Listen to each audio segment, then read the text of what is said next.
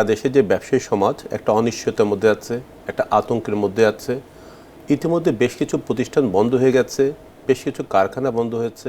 এই যে একটা অনিশ্চয়তা এবং আতঙ্ক, এবং সেই জায়গাতে নতুন সরকার দায়িত্ব নেওয়া, আমাদের প্রত্যাশাটা হচ্ছে এই যে সার্বিকভাবে আর্থিক খাতের যে একটা বড় ধরনের অস্থিরতা এবং যেই ভঙ্গুর অর্থনীতি যেভাবে হাঁটছে, এইটা থেকে বের হতে না পারলে ব্যবসায়ী সমাজ কিন্তু চিন্তা করছে আগামীতে সে কি ব্যবসা করবে নাকি অন্য পথে যাবে। প্রিয় দর্শক, আপনারা শুনছিলেন বাংলাদেশ বহুমুখী পাট পণ্য উৎপাদক ও রপ্তানিকারক অ্যাসোসিয়েশনের সভাপতি জনাব রাশিদুল করিম মুন্নার কাছ থেকে। তিনি আজকে আমাদের অতিথি, কালবেলার নিয়মিত আয়োজন বাণিজ্য মেলায় অতিথি হিসেবে আসছেন এবং উনি বাংলাদেশের সামরিক ব্যবসা বাণিজ্য পরিস্থিতি নিয়ে আপনাদের সামনে তুলে ধরেছেন। মুন্না ভাই, আপনাকে স্বাগত আমাদের অনুষ্ঠানে। আপনি বলছিলেন যে বাংলাদেশে ব্যবসায়ী সম্প্রদায় একটা অনিশ্চয়তার মধ্যে রয়েছে। কেন আপনার কাছে মনে হয়েছে যে এই অনিশ্চয়তা, বা কী কারণে? প্রথমত হচ্ছে বৈশ্বিক একটা প্রচণ্ড অস্থিরতা যাচ্ছে, ইউক্রেন রাশিয়া যুদ্ধ, তার পরবর্তীকালে ইসরায়েল ইরান যুদ্ধ। সার্বিকভাবে আমাদের যে রপ্তানির খাত খুব স্থবির হয়ে আছে, নেগেটিভ গ্রোথ, সেটা আমরা সবাই জানি। দেখবেন যে 2 থেকে আড়াই বছর বাংলাদেশ ব্যাংক থেকে নতুন বিনিয়োগের মাত্রাটা খুবই সীমিত। নতুন ইন্ডাস্ট্রি ডেভেলপ করার জন্য যে মেশিনারি আমদানি করার কথা, সেটা বন্ধ আছে। এক্সিস্টিং যারা আমরা শিল্প চালাচ্ছি, আমরা ঠিকমতো গ্যাস পাচ্ছি না, বিদ্যুৎ পাচ্ছি না, আমাদের উৎপাদনের জায়গাতে একটা বড় ধরনের আঘাত এনেছে।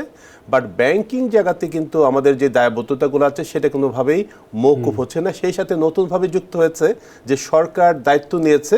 আমাদের প্রত্যাশা হচ্ছে নতুন সরকার এই যে সার্বিক যে ভঙ্গুর অর্থনীতি, এটাকে একটা চ্যালেঞ্জ নিয়ে কীভাবে অতিক্রম করবে এবং সেই যাতে আমরা কীভাবে তাদের সাথে সামিল হব। কিন্তু আমরা পাশাপাশি দেখছি এনবিআর কিন্তু সরকারের যে লক্ষ্যমাত্রা বা প্রবৃদ্ধি অর্জনের যাত্রাতে আমি মনে করি একটা বড় ব্যারিয়ার হচ্ছে। তাদের যেই অ্যাকশন অফ প্ল্যান, সেটা সরকারের সাথে যাচ্ছে না। তারা নিত্য নতুন যে বিভিন্ন ধরনের যে সার্কুলার দিচ্ছে, সেই জায়গাতে ব্যবসায়ীরা যারা এই একটা চরম অনিশ্চয়তার মধ্যে আছে, স্বাভাবিকভাবে ব্যবসার গ্রোথটা অনেক কম, সেই জায়গাতে নতুন নতুন কর, সোর্স ট্যাক্স সহ বিভিন্ন ইস্যুগুলো তারা আনছে। এবং সেই জায়গাতে তাদের দায়িত্বটা হচ্ছে পরিধিটা বাড়ানো। ব্যবসায়ী সমাজ সবসময় বলছে আমরা কর দিব, কিন্তু পরিধিটা বাড়ালে আমাকে সেটা সহনীয় মাত্রায় রাখতে। এই যে একদিকে বিজনেসের গ্রোথটা স্লো হয়ে গেছে, নেগেটিভ গ্রোথের দিকে যাচ্ছে, আরেকদিকে হচ্ছে নতুন নতুন এনবিআর যে প্রেশারগুলো আছে, সার্বিকভাবে কিন্তু যেই প্রত্যেকটা বিজনেস বলেন, বিজনেস কমিউনিটি বলেন, তাদের নতুন যাত্রায় সামিল হতে গেলে আস্থার ব্যাপারটা যুক্ত। সেই আস্থার জায়গাটা কিন্তু অনেক দুর্বল অবস্থায় আছে। আমরা দেখেছি মাননীয় প্রধানমন্ত্রী গতকালকে ব্যবসায়ীদের সাথে মিটিং করেছে, সেটা একটা ভালো উদ্যোগ। কিন্তু আমি মনে করি যে সার্বিক যে চ্যালেঞ্জের মধ্যে আছে, আমাদের ফাইন্যান্সিয়াল ইস্যু, ব্যাংক ইস্যু, আমাদের যে এক্সপোর্ট পলিসিগুলো আছে, এনবিআর আছে, রিলেটেড যতগুলো অথরিটি আছে, এই অথরিটিগুলোর মধ্যে সমন্বয়ের একটা অভাব। এবং আমরা সবচেয়ে বড় যেই আতঙ্ক বলছি শুরুতে, যে মাঠ পর্যায়ে যে সরকারের যে কাঠামোগুলো আছে, তারা কোনোভাবেই এই ডেভেলপমেন্ট মুভমেন্টের সাথে যুক্ত না। তারা কীভাবে তাদের ব্যক্তিগত ইন্টারেস্টে কাজ করবে, এবং সেইটা হচ্ছে একটা বড় ব্যারিয়ার হচ্ছে।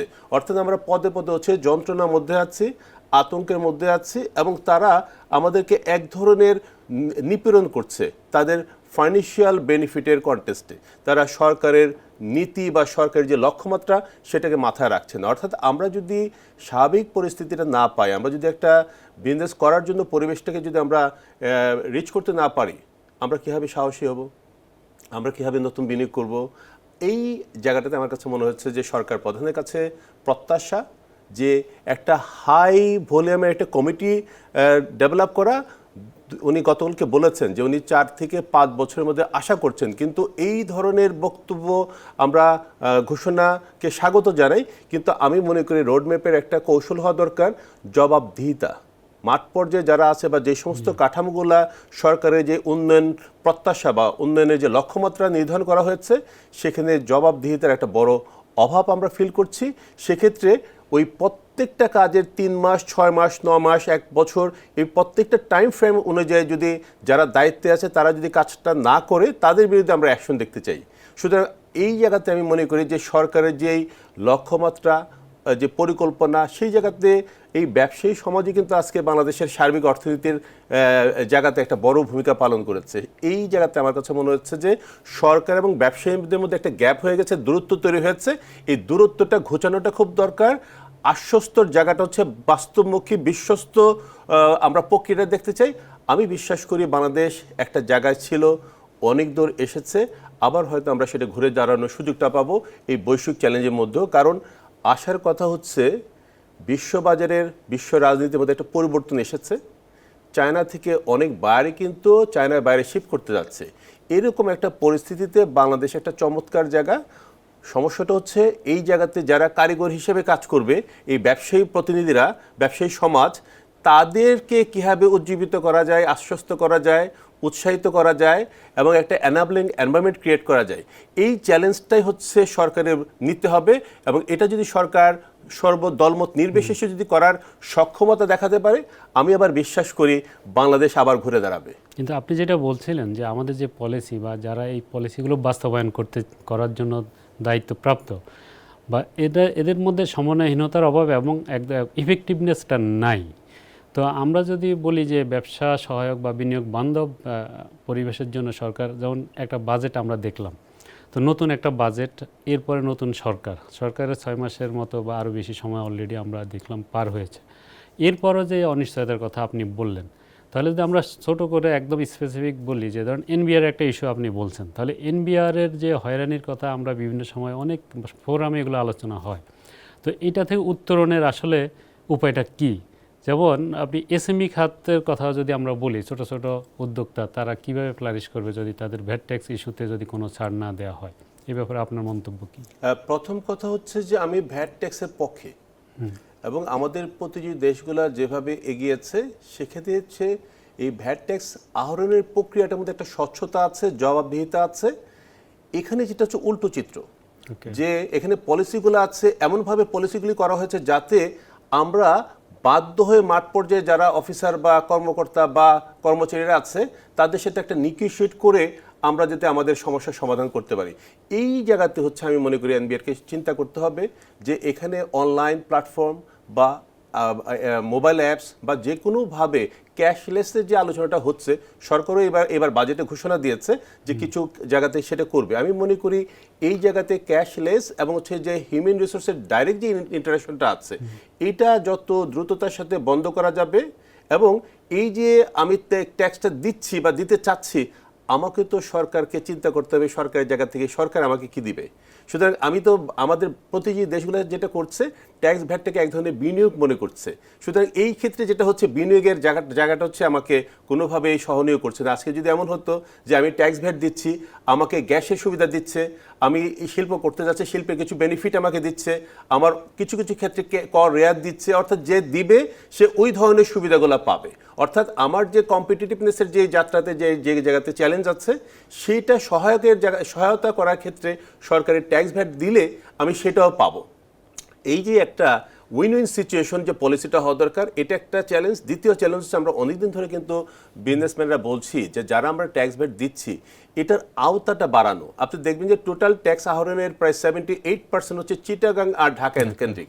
এটাও তো কোনোভাবে হওয়া উচিত না। সুতরাং এই অফিসাররা কি করছে, যারা এই দায়িত্বে আছে তাদের তো জবাব দিতে আনা দরকার যে এই বছর যে লক্ষ্যমাত্রাটা করা হয়েছে শুধুমাত্র টাকার অঙ্কের লক্ষ্যমাত্রাটা করা হয়েছে, এটা কেন হচ্ছে কর আহরণের যে নেটটা বাড়ানোর জায়গাতে কেন তারা ফেল করছে।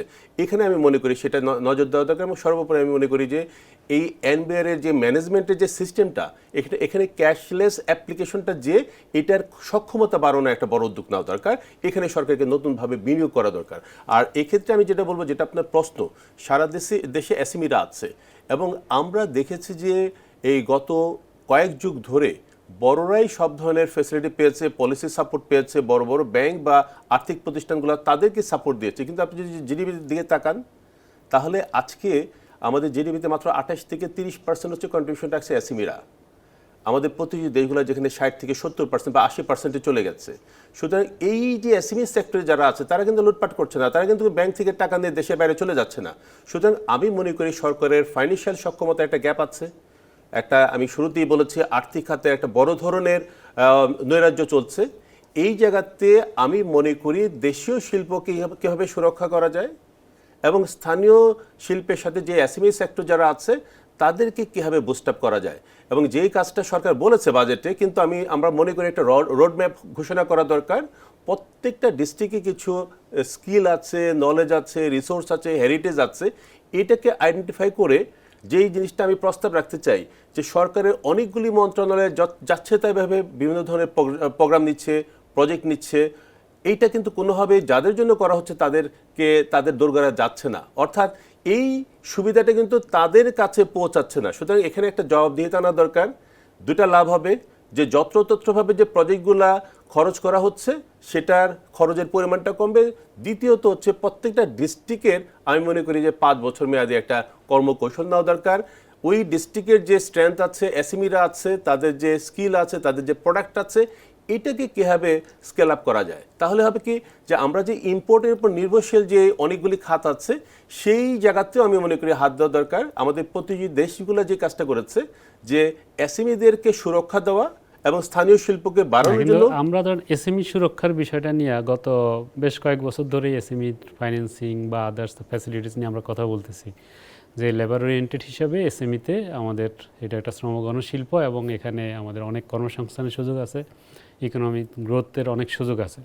তো সেক্ষেত্রে আমরা দেখলাম যদি আপনার একটা এসএমই একটা ক্ষুদ্র উদ্যোক্তা যখন বিজনেস শুরু করে, তো তাকে শুরু করার পর আসলে এটা কতটা সাস্টেনেবল হবে এটা সে নিজেও জানে না। তাহলে আপনি বিজনেস শুরু করার পর আপনাকে ট্যাক্স বা বিন নাম্বার নিতে হবে, আপনি বলা হচ্ছে যে আপনি জিরো রিটার্ন বা দিবেন, কিন্তু এটার যে হ্যাসেলটা, এটা একজন উদ্যোক্তা তার ব্যবসারই মানে লাভ লসের কোনো খবর নাই, তাহলে উনি এই হ্যাসেলটা কেন নেবেন? এই কারণে অনেক উদ্যোক্তা হয়তো পিছিয়ে যেতে পারে। এটা আপনার কি মনে হয়? আমার কাছে মনে হচ্ছে যে সরকারের যে সমস্ত কাঠামোগত বিষয়গুলো আছে বা অ্যাপ্রোচ আছে সেটা হচ্ছে বড় ছোট সবার জন্য একরকম। আমাদের প্রতিটি দেশগুলো যেটা করেছে, স্টার্ট আপ বা যারা নতুন, অন্তত প্রথম 5 বছরের জন্য তাদের আলাদা একটা ক্যাটাগরি করা হয়েছে, তাদেরকে একভাবে ট্রিট করা হচ্ছে যাতে তারা গ্র্যাজুয়ালি যারা একটু সক্ষমতা অর্জন করবে সেকেন্ড স্কেলে তারা মূল স্রোতে আসবে। এই জায়গাটা যদি সরকার নতুনভাবে না ভাবে তাহলে আমি মনে করব যে কথাটা আপনি বলেছেন এনবিআর ব্যাপারে, ভ্যাট লাইসেন্সের ব্যাপারে, অন্যান্য জায়গাগুলোতে তারা আসতে ভয় পাচ্ছে, অর্থাৎ ফর্মাল চ্যানেলে তারা আসছে না। কারণ আমি যেটা বলছি যে 1,17,00,000 এসএমই আছে সারা দেশে, এর মধ্যে হচ্ছে 56% হচ্ছে ইনফর্মাল চ্যানেলে আছে। সুতরাং আমাদের যদি স্থানীয় শিল্পকে বিকশিত করতে হয়, আমাদের এসএমইর যদি কন্ট্রিবিউশনটা বাড়াতে হয়, তাদের সক্ষমতা যদি বাড়াতে হয়, তাহলে কয়েকটা বিষয় চিন্তা করা দরকার। তাদের জন্য আলাদা পলিসি হওয়া দরকার। বাংলাদেশ ব্যাংকের এসএমইর একটা সংজ্ঞা আছে, কিন্তু আমি মনে করি একটা বিভাজন আনা দরকার। মাইক্রো এবং কটেজ সেক্টরের জন্য এক ধরনের অ্যাপ্লিকেশন এবং যারা মিডিয়াম এবং হচ্ছে বড় যারা আছে তাদের জন্য আরেকটা অ্যাপ্লিকেশন। এটা আলোচনা হচ্ছে গত 4-5 বছর ধরে, আমরা বাস্তবায়নের দিকে তাকিয়ে আছি।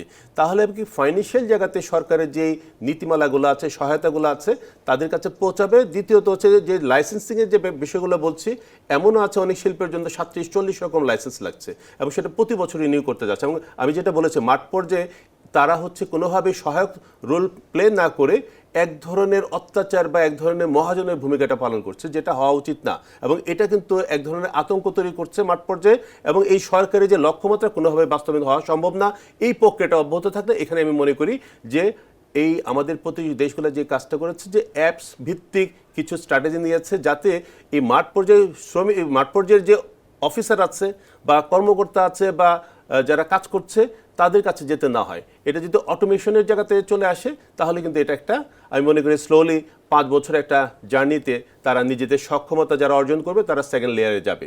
দ্বিতীয়ত আমি বলবো যে আমাদের প্রতিযোগী দেশগুলো যে কাজটা করেছে যে তাদের প্রকিউরমেন্ট পলিসিতে এসএমইদের সুরক্ষার জন্য বা তাদের পণ্য কেনার বাধ্যবাধকতা, অর্থাৎ তাদের যে শিল্পের যে গ্রোথটা, এটাকে নিশ্চিত করার জন্য সরকারের যে প্রকিউরমেন্ট আছে 25% থেকে 36 বা 40% পর্যন্ত তারা এসএমইদের থেকে কিনছে। এটা আমি মনে করি সরকারের পলিসিতে আনা দরকার। তৃতীয়ত হচ্ছে অনেক ধরনের পণ্য আছে আমাদের আমদানির জায়গাতে কোনো নীতিমালা নেই, যে কোনো কিছুই ওপেনলি আমদানি হচ্ছে, যেটা কিন্তু যে স্থানীয় শিল্পগুলোকে বিকশিত হতে একটা বড় প্রতিবন্ধক হিসেবে কাজ করছে। যেটা আমি মনে করি যে সরকারকে চিন্তা করা দরকার এই মুহূর্তেই, এই নতুন সরকারকে, যে এই যে অবারিতভাবে আমদানির যেই প্রবণতাটা এটা কন্ট্রোল করা দরকার এবং সেই জায়গাতে যাতে স্থানীয় শিল্প বিকশিত হয় এবং সেই শিল্পটাকে বিকশিত হওয়ার ক্ষেত্রে জেলাভিত্তিক কর্মকৌশল নেওয়া দরকার, যেটা আমি একটু আগে বলেছি যে জেলাভিত্তিক কর্মকৌশলটা এমনভাবে চিন্তা করা দরকার, সরকারের যতগুলি মন্ত্রণালয় ওই ডিস্ট্রিক্টে কাজ করছে